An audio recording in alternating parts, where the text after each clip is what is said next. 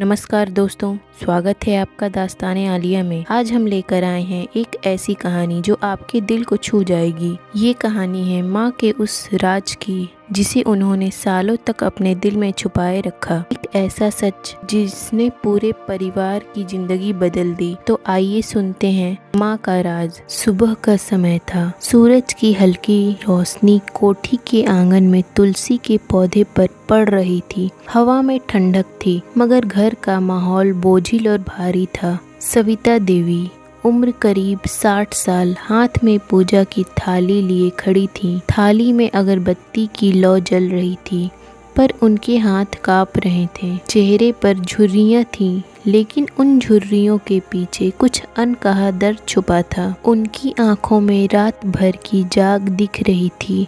वो पूरे समय करवटें बदलती रहीं। आज मन अजीब तरह से बेचैन था, जैसे कोई बोझ सालों से दबा रखा हो और अब निकलने की जिद कर रहा हो। अंदर ड्राइंग रूम में करण और रिया धीरे धीरे बहस कर रहे थे। रिया की आंखों में आंसू थे, आवाज भर आई हुई। करण, तुम्हारी माँ मुझे कभी स्वीकार नहीं करेंगी।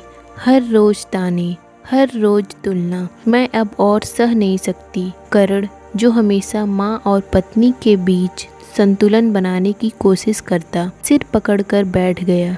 रिया, तुम गलत समझ रही हो, माँ ऐसी नहीं है। रिया झुंझला गई। गलत समझ रही हूँ या तुम सच्चाई छुपा रहे हो? उनकी बातें इतनी धीमी थी कि बाहर कोई सुन न सके, लेकिन ऊपर की मंजिल पर सोनाली, करण की छोटी बहन, उम्र 22 साल, खिड़की के पास बैठी सब सुन रही थी। उसके चेहरे पर चिंता और तनाव साफ झलक रहा था। सविता देवी पूजा खत्म कर रसोई में गईं, पर हाथ काम नहीं कर रहे थे। चाय की केतली गैस पर रखी, लेकिन मन कहीं और भटक रहा था।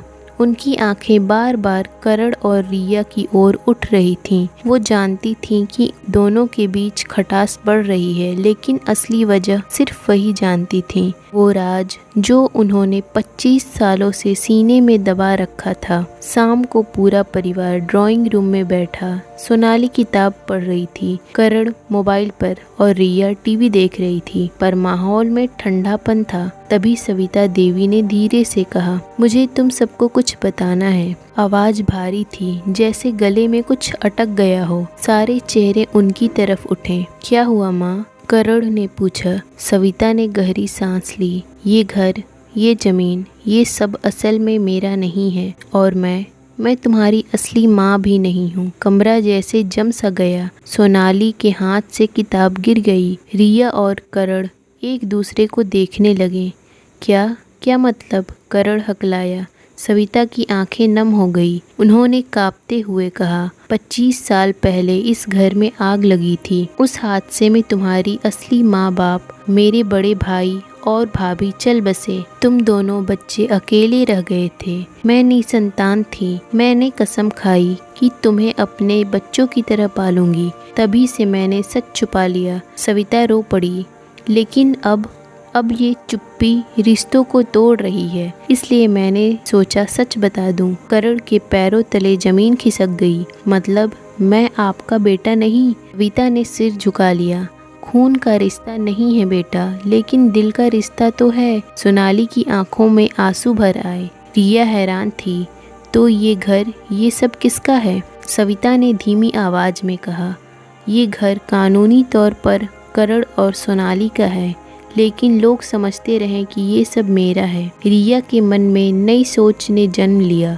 वो चुपचाप सब सुन रही थी, पर उसके चेहरे पर कई भाव आ जा रहे थे। उसे अब लग रहा था, मतलब ये घर करण का है और करण मेरा पति है, तो इसका अधिकार मुझ पर भी है। सोनाली ये भाव पढ़ चुकी थी। उसने मन ही मन सोचा, भाभी सिर्फ घर के बारे में सोच रही हैं, रिश्तों के बारे में नहीं। सच सुनने के बाद घर का माहौल बदल चुका था। जहाँ पहले छोटे छोटे ताने और खटास थी, अब वहाँ भारी सन्नाटा और दूरी आ गई थी। सोनाली अकेले कमरे में बैठे रो रही थी। उसे लग रहा था कि उसकी पूरी दुनिया बदल गई। वो धीरे से बोली, तो जिनको मैं माँ कहती रही, वो मेरी माँ ही नहीं है। फिर खुद को संभालते हुए आईने में देखती है, नहीं, उन्होंने ही तो मुझे पाला है। अगर वो न होती तो शायद हम दोनों भी अनाथालय में पल रहे होते। उसके दिल में ममता और गुस्सा दोनों मिलकर हलचल मचा रहे थे। दूसरी तरफ रिया के मन में अलग ही ख्याल आ रहे थे। रात को बिस्तर पर लेटी थी मगर आंखों में नींद नहीं थी। वो सोच रही थी, मतलब ये घर करण और सोनाली का है, यानी करण का भी बराबर हिस्सा है और करण मेरा पति है। इसका सीधा मतलब ये हुआ कि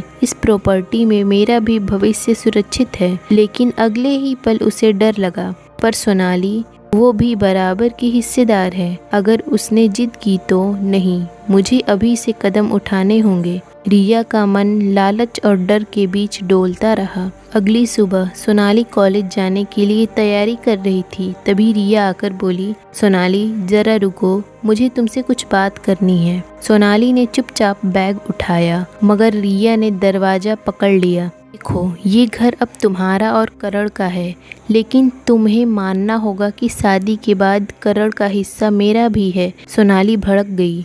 भाभी, ये घर माँ बाप की आखिरी निशानी है। इसे मैं किसी का लालच पूरा करने का जरिया नहीं बनने दूंगी। रिया तीखी आवाज में बोली, लालच? मैं तो बस भविष्य की सुरक्षा चाहती हूँ। तुम्हें क्या पता शादी के बाद औरत को किन मुश्किलों से गुजरना पड़ता है। सोनाली ने गुस्से में कहा, तो फिर आप रिश्ते निभाइए, प्रॉपर्टी बांटने की बातें मत कीजिए। दोनों की बहस इतनी तेज हो गई कि करण को बीच बचाव करना पड़ा। करण दोनों औरतों के बीच खड़ा था। बस करो, ये घर हमारे रिश्तों से बड़ा नहीं है। लेकिन अंदर ही अंदर करण भी हिल गया था। उसने सोचना शुरू किया, क्या माँ ने सच बताकर सही किया? अगर ये राज छुपा ही रहता तो शायद सब शांत रहता। वो माँ के कमरे में गया। माँ, आपने ये सब क्यों बताया? आप जानती थी ना कि इस घर का सच सामने आने पर रिश्तों में दरार आएगी। सविता की आंखें नम थी। बेटा, मैं और छुपा नहीं सकती थी। हर रात मुझे लगता था कि झूठ जी रही हूँ। सच कहकर बोझ हल्का करना चाहती थी। करण माँ का दर्द समझ तो रहा था मगर उसकी खुद की दुनिया उलझ चुकी थी। 2 दिन बाद रिया ने बिना किसी को बताए एक वकील को घर बुलाया। टेबल पर प्रॉपर्टी के कागज फैला दिए गए। वकील बोला, ये जमीन और कोठी दोनों बच्चों के नाम पर है। करण और सोनाली यानी दोनों का 50-50% हिस्सा। सोनाली कमरे में दाखिल हुई और ये सुनकर आग बबूला हो गई। भाभी, आपको इतनी जल्दी क्या थी वकील बुलाने की? आपको रिश्तों से ज्यादा जमीन की चिंता है। रिया ने पलट कर कहा, रिश्तों से पेट नहीं भरता सोनाली, मुझे अपने आने वाले कल की भी फिक्र करनी है। करण वही खड़ा था। उसका चेहरा लाल हो गया। रिया, अगर तुम्हारे लिए हमारी शादी सिर्फ इस घर का सौदा है तो सुन लो, मैं ये घर छोड़ भी सकता हूँ मगर तुम्हारे इस लालच को सहन नहीं करूँगा। रिया हक्की बक्की रह गई। सारी बातें सुनकर सविता देवी अपने कमरे में अकेले बैठ गई।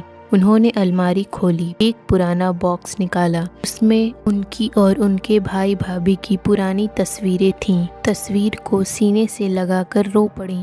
भाई साहब, मैंने कोशिश की कि आपके बच्चों को अपना समझूं, लेकिन आज लग रहा है कि मेरी मेहनत, मेरी ममता सब बेकार चली गई। उनकी आंखों से आंसू बह रहे थे। रिया और सोनाली के बीच अब ठंडी जंग नहीं, खुली लड़ाई शुरू हो चुकी थी। रात के खाने की मेज पर माहौल भारी था। सोनाली ने ताने से कहा, भाभी, आपने तो वकील तक बुला लिया, अब अगला कदम क्या है? हमें घर से निकालना? रिया भड़क उठी। निकालना? ये घर मेरे पति का भी है। अगर मैं अपने हक की बात करूं तो गलत क्यों लगती हूं? सोनाली चिल्लाई, हक? रिश्तों का हक तो आपने कभी निभाया ही नहीं। थाली जमीन पर गिर गई। घर में सन्नाटा छा गया। करण अब तक चुप था मगर इस बार आवाज ऊंची कर दी, बस अब और नहीं। रिया, अगर तुम्हें सिर्फ इस घर और प्रॉपर्टी की परवाह है तो तुम्हें मेरे साथ रहने का कोई हक नहीं। मैं ये घर छोड़ दूंगा लेकिन रिश्ते तोड़कर नहीं जी सकता। रिया की आंखें फटी रह गईं। करण, तुम मुझे छोड़ दोगे? करण ने गहरी सांस ली। अगर जरूरत पड़ी तो हाँ। बढ़ते तनाव से सविता टूट चुकी थी। उन्होंने सबको हॉल में बुलाया। धीमी मगर मजबूत आवाज में बोली, अगर मेरी वजह से तुम सबके बीच झगड़े हो रहे हैं तो मैं ये घर छोड़ दूंगी। तुम लोग अपने हिसाब से बंटवारा कर लेना, मुझे बस चैन चाहिए। ये सुनते ही सब सुन रह गए। सोनाली दौड़कर माँ के पैरों में गिर गई। नहीं माँ, आप हमें छोड़कर नहीं जा सकती। आपने हमें पाला है, आप ही हमारी माँ हो। ये घर अगर किसी का है तो सबसे पहले आपका। करण की आंखों से आंसू निकल आए। माँ, मैंने कभी महसूस ही नहीं किया कि आप हमारी असली माँ नहीं। मेरे लिए आप ही माँ हैं। मैं ये घर छोड़ सकता हूँ मगर आपको नहीं। रिया चुपचाप सब सुन रही थी। उसकी आंखों में आंसू भर आए। वो धीरे से बोली, माँ जी मुझे माफ कर दीजिए। मैं लालच में अंधी हो गई थी। मैंने ये नहीं देखा कि असली दौलत तो ये रिश्ते हैं। अगर आप न होती तो आज ये घर, ये परिवार कुछ भी न होता। वो सविता के पैरों में गिर गई। माँ जी, मुझे एक मौका दीजिए। मैं अब बहू नहीं, बेटी बनकर रहना चाहती हूँ। उस रात पूरे परिवार ने साथ बैठकर खाना खाया। काफी दिनों बाद घर में हंसी गूंजी। सविता देवी ने चैन की सांस ली और कहा, आज मेरा बोझ उतर गया। अब मुझे किसी बात का डर नहीं। तुम सब मेरे बच्चे हो, यही मेरी सबसे बड़ी दौलत है। बाहर हल्की बारिश हो रही थी। आसमान से जैसे आशीर्वाद बरस रहा हो। जिस सच को बोझ समझकर वो सालों छुपाती रहीं, वही सच आज उनके रिश्तों को सबसे मजबूत बंधन में बांध गया। दोस्तों, ये थी कहानी माँ का राज। कभी कभी जिंदगी में सच कड़वा होता है, लेकिन वही सच रिश्तों को नया मतलब दे जाता है। अगर आपको ये कहानी पसंद आई हो तो इसे लाइक और शेयर जरूर करें। और हाँ, ऐसे ही दिल छू लेने वाली कहानियाँ सुनने के लिए जुड़े रहिए हमारे चैनल दास्ताने आलिया के साथ। मिलते हैं अगली कहानी में। तब तक अपना और अपनों का ख्याल रखिए।